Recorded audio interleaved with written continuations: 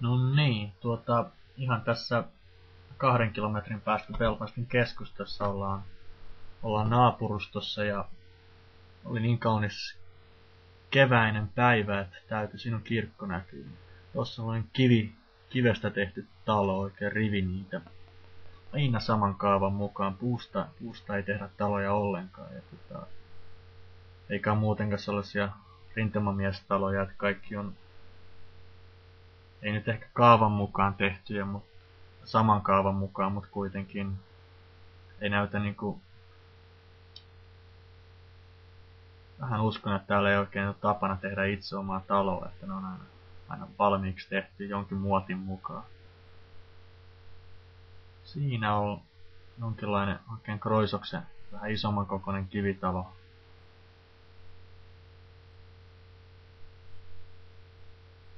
Näin muuten tuollaisen yhden oikeasti myytävänä. Siis näin kirkko, joka oli myytävänä. En tiedä sitten.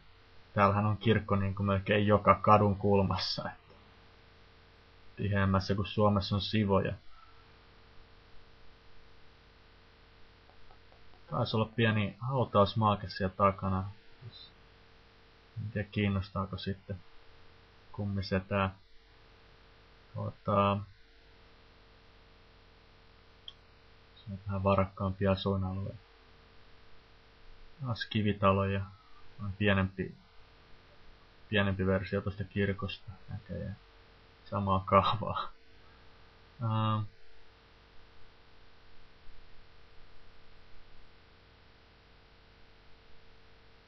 Kyllä on hyvin vieras ulkomaalainen olo, että siis tää arkkitehtuuri nimittäin se on niin vierasta Suomeen verrattuna, mutta muuten niin kun, kyllä niin ei ole kovin suuri kulttuurishokki.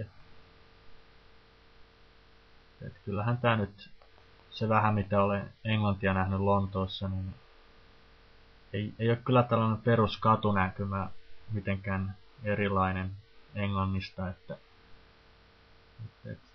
kyllä se on aika lailla samanlaista täällä kuin mitä sielläkin näkyy Suomessa TV:stä, kun katselee englantilaisia elokuvia tai sarjoja. No,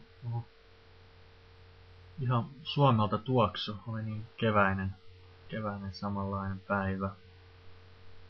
Siinä on muuten kaikki puut on niinku varrestaan rungostaan vihreitä kaikkialla ja siinä on nyt sitten sähkötolppa, joka on myös vihreä.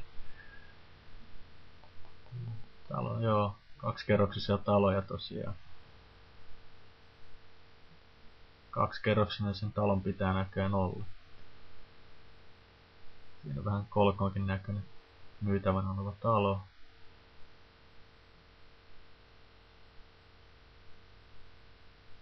Ja tää on tällaista ihan kun lähdin vaan summan mutikassa pari askelta ottaa ulos, niin ei tullut mitään erikoista kuvattua tosiaan. Paljon enemmän olisi oikeata nähtävää. Siinä ihan ekaa kertaa löysin tällaisen tästä.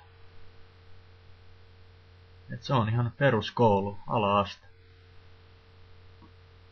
Et sekin on tollanen kivinen vanhahko rakennus. Toki on sitten monia sellaisia moderneja, mitä Suomessa näkee. Ja on edelleen törmää vähän tällaisiin samanlaisiin. On poikakouluja, on tyttökouluja. Ja iso tollanen vehreä nurmikko aina siinä edessä helposti. Tässä ihan vaan Suomessa ei taida olla niin tapana leikeskellä näitä pensasaitoja tällä lailla, että on niinku kovin symmetristä. Et se on todella tavallista, että pensasaita on olemassa ja se leikataan, saksitaan ja ruoha on täällä vihreää ihan vehreää ympäri vuoden ja on jopa aavistuksen verran vihreämpää kuin Suomessa. Jotenkin sellainen vaikutelma.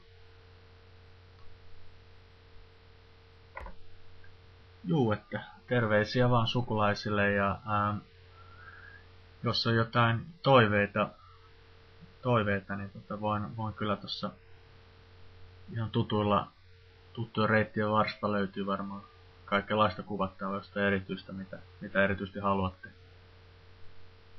niin mainitkaa.